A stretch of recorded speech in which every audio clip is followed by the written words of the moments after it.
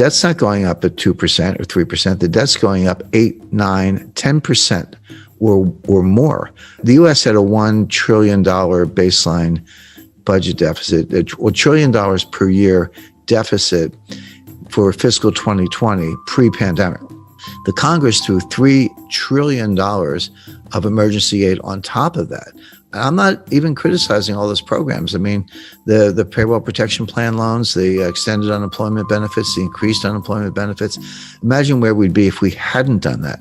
But that aside, debt is debt. They piled $3 trillion on top.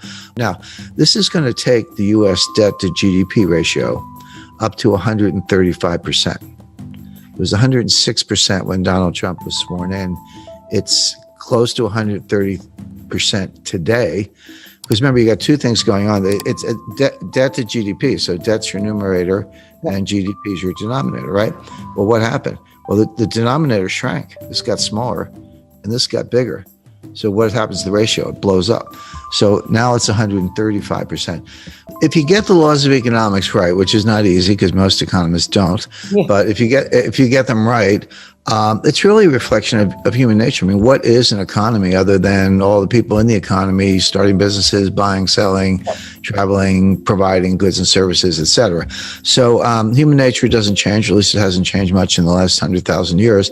So the fundamental laws of economics don't change either, but circumstances change, facts change, and that's important. Now, to answer your question, Kerry, you're right. There is a school of thought, a growing one, an influential one, that the debt doesn't matter. It's like, well, wait a second. So what? So the debt to GDP ratio went to 135%, which it did. Who cares? Well, what's wrong with it? 180%. We got issues. We got problems. Print up the money and monetize the debt and spend it and keep going. What is the problem? This comes under the banner of something called modern monetary theory, MMT. It's flawed. It's wrong, but it's got its followers, and those followers are now in the White House because one of the things Joe Biden had to do to get elected was to make peace with the Bernie Sanders wing of the Democratic Party. They take the view that if the Treasury didn't spend the money, how would anybody make any money? That's ridiculous, but that's what they say. They say, hey, when the Treasury spends money, what do? Well, they build aircraft. They have benefit programs. They have government contracts. They do whatever they do. But when the Treasury gives you the money, you take the money and you spend it on somebody else, goods and services, go out to dinner, have subcontractors, whatever it might be. That's the real source of money. They also take the Treasury and the Fed and they merge them. Now, that's not legally the case. The Treasury and the Fed are separate institutions. The Treasury is just part of the executive branch, and the Fed is an independent agency. And the Federal Reserve banks are actually privately owned. A lot of people know. Some people know that, some people don't. But the Federal Reserve banks are privately owned by banks in the districts, so Citibank, Bank of America, et cetera. So they're completely separate. But the theorists ignore that and say, no, the Treasury needs to spend money because that's how the economy grows, and the Fed can monetize the debt. So you spend the money you don't have, you borrow to cover it, you issue bonds to cover the borrowing, and if the market wants to buy the bonds, fine. But if not, the Fed can buy them and put them away on the balance sheet, wait 30 years and collect the money. What's the problem?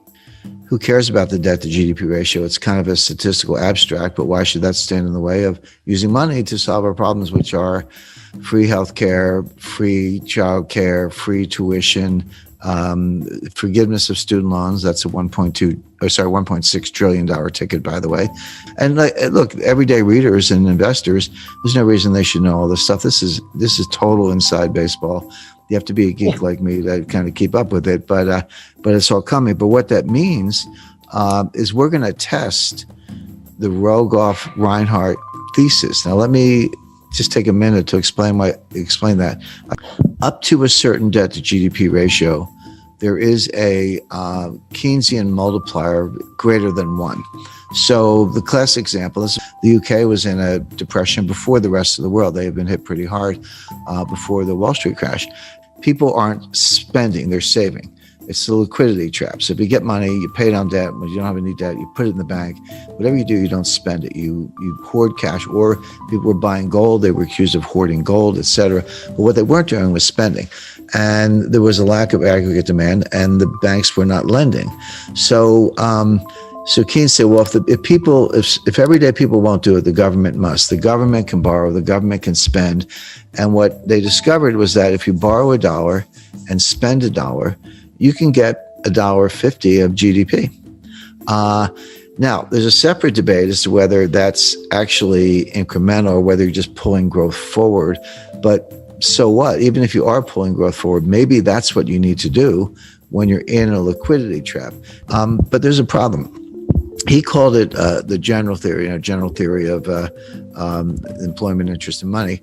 But it was actually a special theory. I think he had a little Einstein on me because of the general theory of relativity. But it's actually a special theory, which means it's a theory that works in a set of circumstances, a set of conditions. The conditions where it works are you're either in a recession or just coming out of one. You have excess capacity and labor and industrial capacity, and you have very little debt. In those circumstances, you can borrow $1, spend $1, and get more than $1 GDP. The problem is that extra GDP you get for the borrow and spend, it goes down as the debt to GDP ratio goes up. What Reinhardt and Rogoff discovered is that at 90%, you go through the looking glass. Your payoff is now less than $1. You borrow $1, you spend $1, and you only get 90 cents of GDP or 95 cents, etc.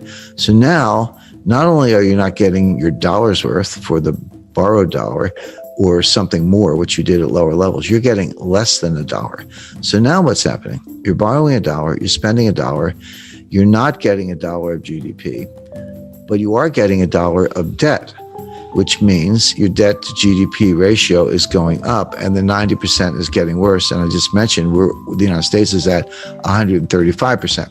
So here are your two competing schools. There's the Keynesian multiplier and creating aggregate demand with government debt, and the Reinhardt-Rogoff, more than a thesis, I would say powerful evidence that beyond 90%, it doesn't work. It goes under less than 1 on the one hand. And my friend Stephanie Kelton and Bernie Sanders and Kamala Harris and the modern monetary theorists who say, no, it's all good. How could you get growth if you didn't spend money through the government? These theories don't agree at all. We're going to find out which ones work. I'll give away the answer, which is that Reinhardt and Rogoff have it right. Keynes had it right up to a point. Reinhardt and Rogoff discovered that critical threshold, that whether you want to call it tipping point or phase transition, or which physicists call it or whatever. The modern monetary theorists think the opposite, and we're going to find out. But what it means if Reinhardt and Rogoff are right, and I'm right, and Keynes was right, the more you borrow, it's actually a headwind to growth. Now you get just as up to the threshold, you got more and more and more. Oh, sorry, at a low level, you got more, but then it went down. But it's like any diminishing marginal return. You know, the curve starts very steeply, you get a lot of payoff, then it flattens out, then it goes down, but it's still positive. But at some point, it goes below the zero line and your marginal return is negative. And that's where we are.